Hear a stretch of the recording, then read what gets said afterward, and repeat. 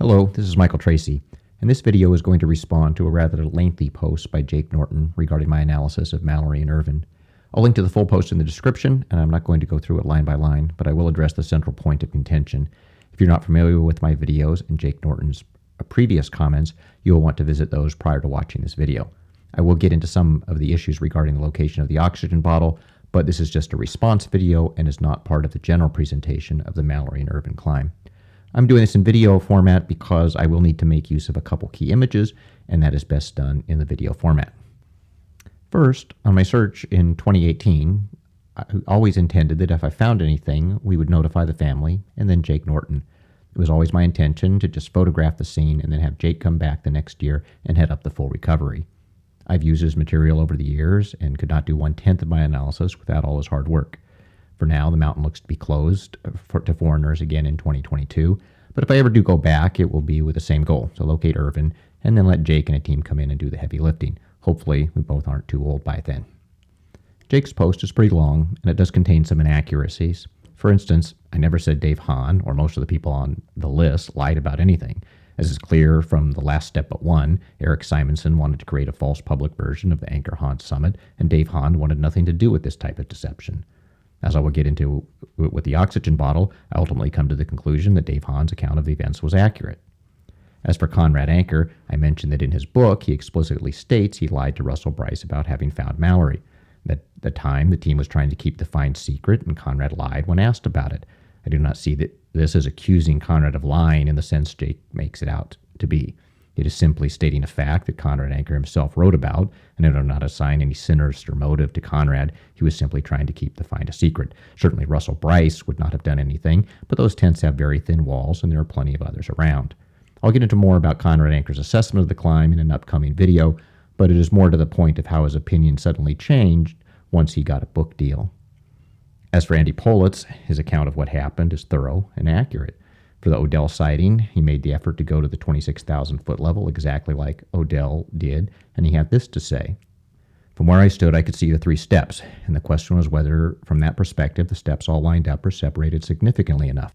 Well, I tell you, you're magnetically drawn to the view, and those steps are definitely separated.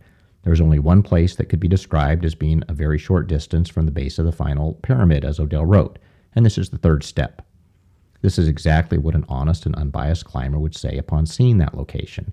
I have never accused Pulitz of lying, and everything I've read about his account is that it is accurate, unbiased, well thought out, and extremely well researched. Pulitz went to England and climbed numerous routes that Mallory had climbed to understand Mallory's skill level. Pulitz has been researching this far longer than anyone else. In 1991, Andy Pulitz checked some of the climbing moves in the corner crack. That's referring to the 2nd step, although he did not free climb it and felt it was in the 5.7 to 5.8 range. After repeating some of Mallory's routes in Wales, he was convinced that Mallory had been fully capable of climbing something as difficult as the 2nd step crux, especially given the added demands of his routes at the time, such as inadequate protection and loose rock. And yet Pulitz was not given any book deals. Instead, it is Simonson and Hemlib who go into the analysis of the book and completely discount Pulitz's assessment. As with Dave Hahn, I hope Andy Pulitz has an opportunity to comment again about the climb for the 100-year anniversary. I won't go into all the other people, but Jake took a long time putting together a rather thoughtful criticism of my videos, and I'll respond to the main point here. The largest issue is that Jake does not see a grand conspiracy. There is a grand conspiracy, and it's called the Chinese government. It suppresses the freedom of the Tibetan people, and it uses disinformation and propaganda to influence Western opinion about the Tibetan issue. It uses similar techniques in many different areas, but here I will only focus on Mount Everest. Mount Everest and its dominance by the Chinese have long been featured as a source of Chinese pride, beginning with the 1960 Chinese expedition and continuing up to the 2008 Olympic torch being carried to the summit. The Chinese explicitly state that the summiting of Mount Everest in 1960 was to strengthen the Chinese position in border negotiations with India. Sort of a recurring theme in this channel is that history is just the same stuff over and over again. Just as in 1960, China and India are still having border disputes, and if you think the Chinese are not going to do everything they can to protect their image as the masters of Mount Everest, you have a very naive view of the world. The Chinese government uses misinformation and propaganda to influence Western opinion about what they are doing in Tibet. As part of this campaign, they lie, they infiltrate organizations, and they corrupt people using money and business opportunities in order to have more favorable treatment towards the Chinese government. I'll just focus on the item that is relevant here, and that is using business opportunities to elicit a more pro-Chinese version of events. In managing foreign opinions, the Chinese are not going to call someone up and say, "We are Chinese agents. We want you to steal some military secrets for us." That is not the way it works. They use business relationships to shape opinion. From the book Detectives on Everest. While still on the expedition, referring to the 2001 expedition, I had discussed the possibility of joining Eric Simonson on one of his business trips to Beijing later that year to interview some of the Chinese climbers. Later, they will go to China and are given extensive access to Chinese archives and granted interviews with the Chinese climbers. They then write the book, Detectives on Everest, about the 2001 expedition. While the 1999 expedition that found George Mallory is the most famous, several members returned in 2001, including Jake Norton, Dave Hahn, Eric Simonson, and Joachim Hemleb. Conrad Anker did not return in 2001. Detectives on Everest is by far the most extensive, comprehensive, and detailed analysis of the 1960 Chinese climb in any Western book, and it is written as Chinese propaganda. Here I have photographed the pages, and you can pause the video and read what you want, but nothing here is taken out of context or misquoted, as you can read whatever context you want. You are encouraged to read it for yourself and get your own copy and verify all of this. Simonson and Hemleb write. Outwardly, however, a climb of Mount Everest by the very side on which the British capitalists had failed was to demonstrate the superiority of communism under the leadership of Chairman Mao. Gone were the days when the highest mountain in the world was climbed just because it's there. Seems like propaganda, but one could see this as referring to the way the Chinese viewed the expedition. But going on, true to the socialist principles of working unselfishly for the common goals, the Chinese sent a virtual army to the mountain in 1960. This is simply stated as fact, and whether you agree or disagree with this statement, it has no place in a supposedly unbiased review of a climb. And the three knew they could go on and try to reach a summit. With the hopes of the expedition and the Communist Party resting on them, they almost had to. Hemleb and Simonson provide the detailed analysis of how the Chinese were able to get up the mountain, as none of these climbers seem to have been particularly experienced or skilled, although they were well trained and adapted to altitude. They owed their success to an unusual drive and sheer boldness, and they were lucky. And finally, all in all, the 1960 Chinese ascent was a remarkable feat, perhaps one of the most remarkable ascents in the history of Himalayan climbing. While this is just an opinion, it is difficult to see how legitimate research would place it above climbs such as Messner's, the Australian ascent, the Everest buttress, and numerous other truly remarkable ascents. The account has the Chinese hammering numerous pitons into the second step and using those to climb it. While extremely effective, no legitimate climber would consider this remarkable. Detectives list mountaineering in China as its source for the information, but one notable fact is different between the two. The account of the actual summit in Detectives reads, "The three remained on the highest point for about 15 minutes. With fingers already frostbitten, Wang scribbled down the names and the dates in a notebook, tore out the page, and placed it inside a spare glove. Together with a Chinese flag and a small plaster bust of Mao, they placed it on the summit. As they started the descent, however, Ganbu retrieved the items for fear of them getting blown away and buried them among the first rocks below." And the account for mountaineering in China.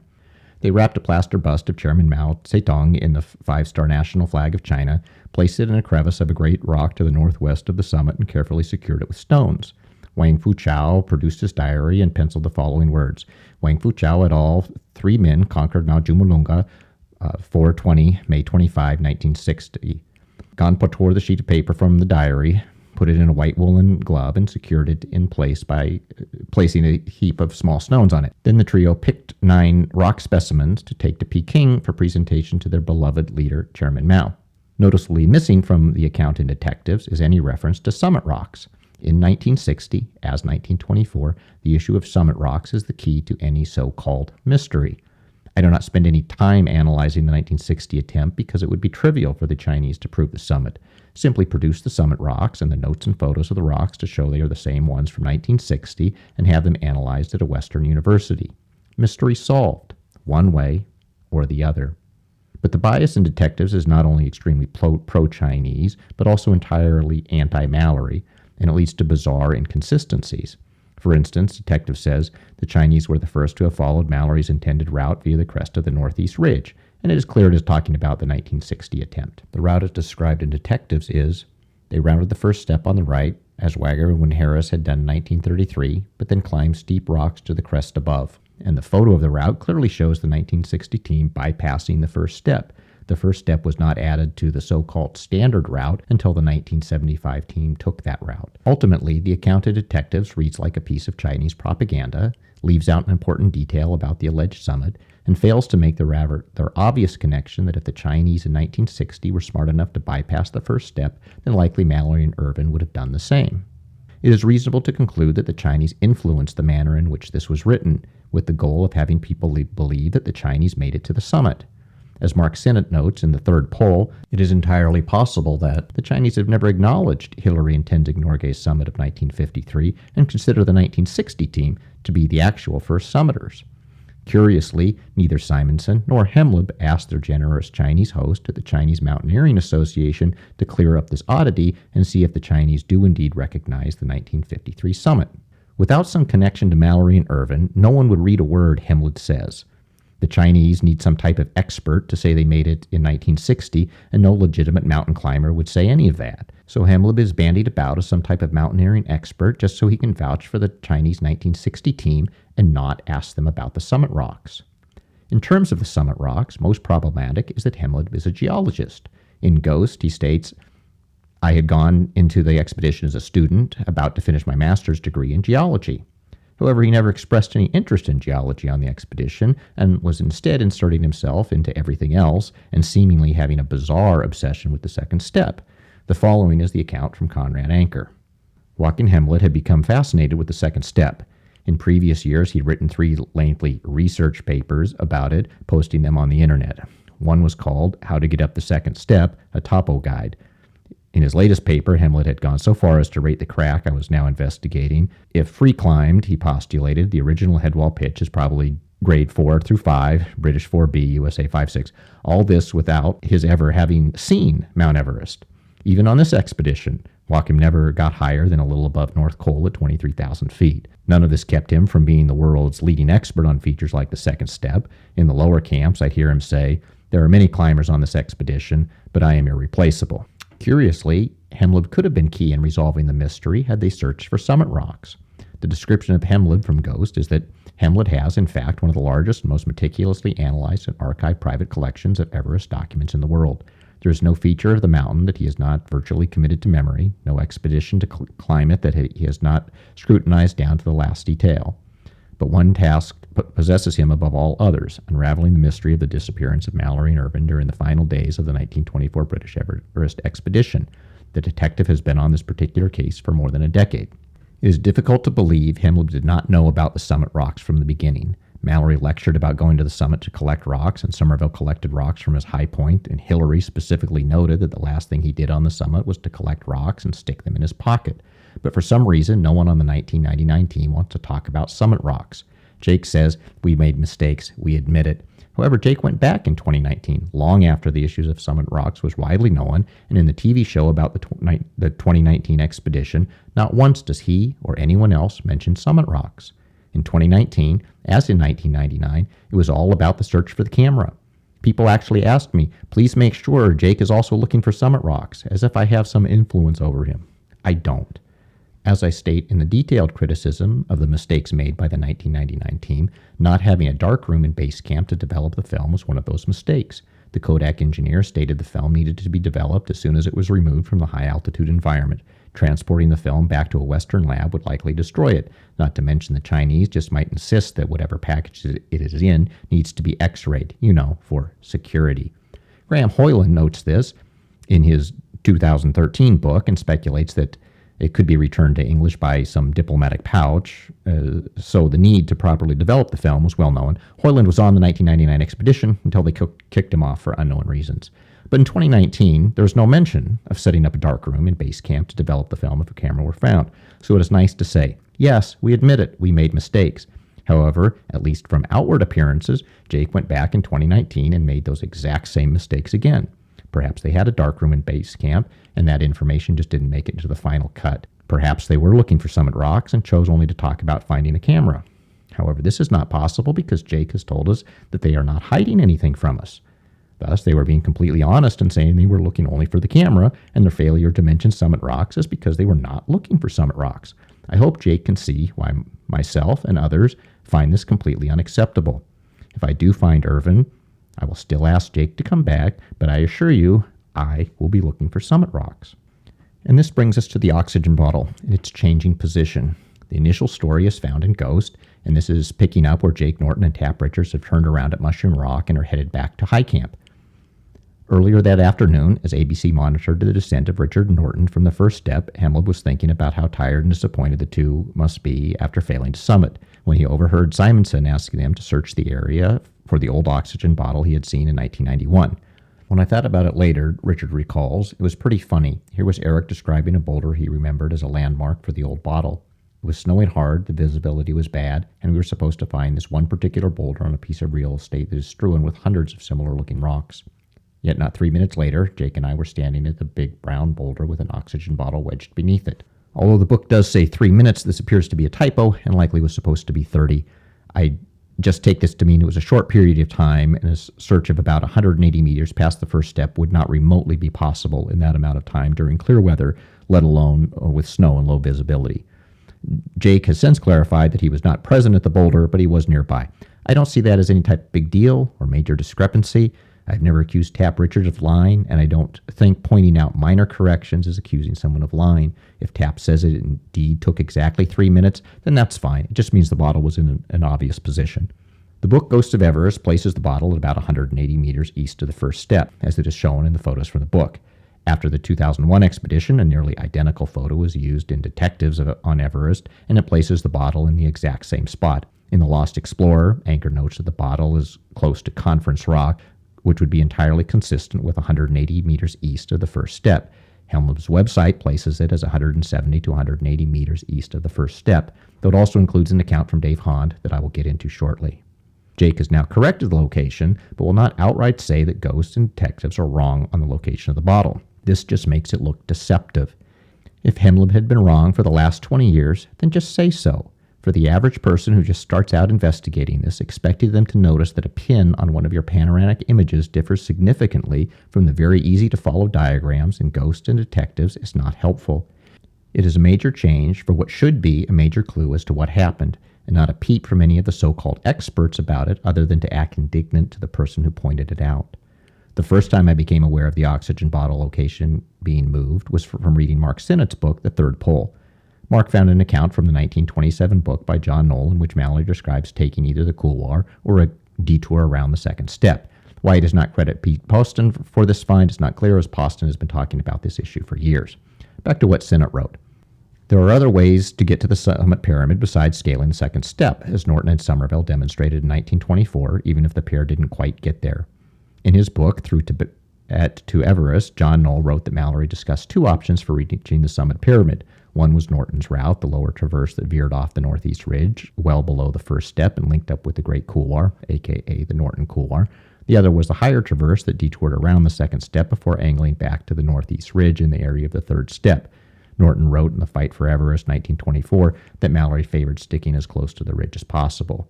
We know that Mallory and Irvin ultimately did choose the ridge because the 1999 Mallory and Irvin research expedition found one of the oxygen bottles stashed in some rocks just below the first step. Hemleb definitively identified it as bottle number 9, one of the cylinders that Mallory had noted on the envelope on the letter from Stella that was found in his pocket. And of course, it was also the testimony of Noel Odell. A simple look at the pictures from Detectives and Ghosts shows that an oxygen bottle 180 meters east of the first step would not say anything about a route, as all four would be possible from that position. That is, climbing the first and second steps, bypassing the first step and then climbing the second, or bypassing both the first and second and taking either the zigzag route or the couloir route. Sinnott says that the bottle was just below the first step. Gone is the 180 meters that had been in the reports for the last 2 decades. Sinnott typically documents where he gets factual elements like this one, but a reference for that particular fact is missing.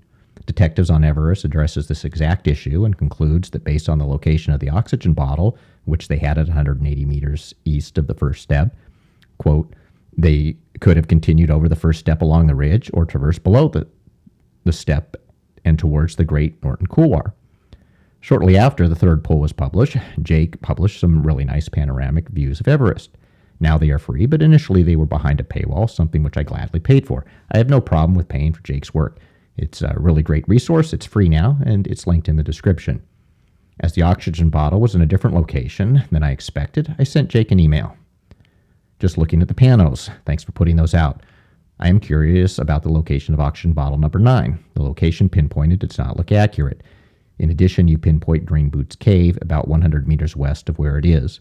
Do you have an accurate location for where you found the bottle, or any pictures of it taken when it was found? If it is the accurate location, is there an explanation about why detectives on Everest shows it so much further down the mountain? I do not see how that email is accusing anyone of lying. I am asking rather simple and legitimate questions about why the location of the oxygen bottle moved. We exchanged a couple more emails, and shortly after this, Jake went on an expedition to Africa, and I just assumed he would deal with the oxygen bottle location when he got back, and he did. He has now researched the issue and determined he was just pressed for time and accidentally coded the wrong coordinates into the system, which caused the bottle to be placed at the wrong location. Okay, no big deal. He then goes back and makes the same mistake with the same bottle on the exact same photos. As of today, December 1st, 2021, the bottle is in 2 different locations, and neither one matches up with Hemleb's photos from detectives. Jake has also never said that the photos in Detectives and Ghosts contain a completely wrong location. This leaves me scratching my head about a relatively simple question. Where was the oxygen bottle found? Of the 2 different locations Jake now puts it at, I will assume that again, a mistake was made with one, and that the correct location is at the foot of the first step, as that is what is being used to bolster the "they climbed the ridge" theory. However, in all the analysis, the same problems exist for both new locations. The 2021 location does match up with images of the first step that show a large brown boulder at that location. It is in a location such that Tap Richards could have easily found it in just a few minutes because it is close to the standard route and is a rather obvious boulder. The only problem is there was no oxygen bottle in that location in 1933 when the British took several photos around that location. And it was not there in 1960 or 1975 when the Chinese had a camp just a few feet away and they would have found it. We know the location of the high camp because of Jake's great work on the issue. This is where he found the pills. This picture is from the 1933 expedition and it is facing directly at that location. But the actual boulder is a little lower, so we can't exactly see if there is an oxygen bottle there. However, in this next photo, when Harris is walking up to that location and is seen below, and would be very close to where Tap Richards found the bottle in 1999, it is difficult to believe that Simonson would have been able to see the bottle in 1991, and Tap Richards would have been able to find the bottle in 1999 during a storm, and yet in 1933, when the team was in that same location looking for a way up the first step, they would not be able to see it, unless it was not there in 1933. Similarly, the Chinese in 1960 and 1975 would have found the bottle because it was right next to their camp. The mountain was not covered with trash at that point in time, so they would have known exactly what it was. To explain this discrepancy, I used Dave Hahn's account. Dave Hahn appeared to recall seeing an old oxygen bottle sticking out of the snow below the exit from the yellow band during the ascent. A Sherpa had picked up this bottle and later cached it higher up the ridge. Neither the Chinese nor the British in 1933 took a route that far east, so they would not have seen it. This location is a problem for the "they didn't make it" theory, because that far down the only options are a broken bottle or a cached bottle, and we now know it was not broken. Although Hemleb and Simonson write about how the Chinese used oxygen bottle caching in 1960, Hemleb has insisted Mallory and Irvin did not cache bottles. Caching bottles greatly reduces the weight they carry and thus greatly increases the chance of a summit. So Jake is telling the truth, and Dave Hahn is telling the truth. The bottle was left by Mallory and Irvin at a location below the exit from the yellow band and was moved by a Sherpa in 1999. This explains that 45-minute pause for the Western climbers the 1999 team took at what Anchor refers to as Conference Rocks. The Sherpas needed enough time to move the bottle higher and then return. Obviously, a Sherpa is moving the bottle at someone else's direction. Tap Richards and Jake Norton are unaware the bottle was moved early in their day, and on the way down, they receive a radio call from Eric Simonson right when they are close to the bottle. Tap finds it in only a few minutes. Dave Hahn's account would have come out eventually. Hahn had already made it clear he was not going along with any of Simonson's public version of stuff, so when you have an adverse piece of information, best to just manage it and then bury it rather than ignore it altogether. It also lets them move the bottle to any location they want later by just saying they have now researched the issue and determined that the Sherpa had simply mistaken the bottle for a modern one, and that the original location was wherever they need to place it for whatever theory they are pontificating at the time. This whole change in the oxygen bottle location is a very recent development, and I am planning on a trip to the Royal Geographic Society to review their photo archive, and I will include a search of the photo for the 1933 team of that area. I'll see what can be developed, but it's extremely difficult to believe the bottle was there prior to May 17, 1999, and its sudden move up the ridge just so it can support a ridge route theory is problematic. Wynne Harris also shot film footage from down slightly lower on the mountain, so it is very important the exact location is identified because there is probably film or probably a still photo from 1933 that confirm it was there. I highly doubt it was. One promising area I'm now researching is the possibility that a mitten found by Jake in 2001 near the exit cracks actually related to the original position of the oxygen bottle and was being used as a marker. Jake had believed that the mitten might have been left as a marker to signal where to descend, but you can descend in a number of different ways and make it back to high camp just fine, unless you have a cached oxygen bottle, and then there's only one place to descend, exactly where you left the bottle. I have detailed pictures of that area, and I'll try to get photos of the mitten where it was found and see if it matches up with a reasonable cache location. As for the bottle having oxygen in it, you can read Jake's explanation. Of course, with high school science, you could have easily recreated different scenarios and determined the approximate amount of oxygen, if any, that was in the bottle at the press conference. Science is not about reading a paper and pontificating on the internet. It is about reproducibility and experimentation. I will leave it to the viewer to figure out how basic science could have solved the question of whether the bottle was expelling gas or the gas was going into the cylinder. And if it was going into the cylinder, approximately how much was in there. This could have all been done back in the United States where the bottle was initially taken. You probably need a piece of equipment that is common in university labs, but not really at the high school level. It greatly helps if you have someone who can remember what the hissing sounded like, but with a 3-second duration, this can probably be worked out anyway. I'll see if I can borrow the bottle from the Royal Geographic Society and do the experiments. I'll post it as a video, but don't expect it anytime soon. Of course, people will dismiss a massive Chinese influence operation happening right under their nose as some type of crazy conspiracy theory. But I am here to climb the mountain and make YouTube videos. And the mountain is closed.